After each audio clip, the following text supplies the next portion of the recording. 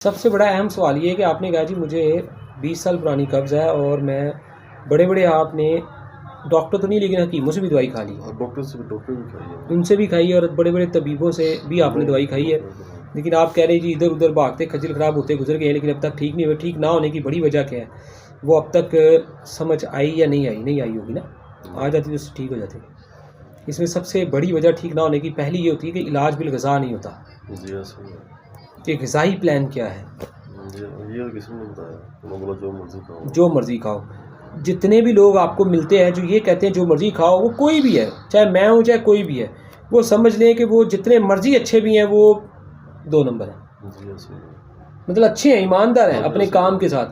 لیکن ایمانداری کیسی ہے اپنے کام کے ساتھ جب تک کہ وہ جو کر رہے ہیں اسے ان کا پتہ ہی نہیں ہے، اس طریقے علاج کا نہیں پتا انہیں، کیونکہ علاج نام اسی چیز کا ہے کہ آپ دوائی کون سی کھا رہے ہیں اور پھر غذا کون سی کھائیں، اور دونوں چیزیں میچ نہیں کریں گے تو ساری زندگی ایسے رہے گی۔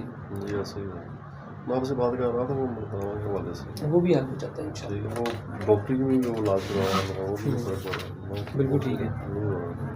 اس میں کیا حالت محسوس کرتے ہیں؟ زیرو حالت محسوس کرتے ہیں؟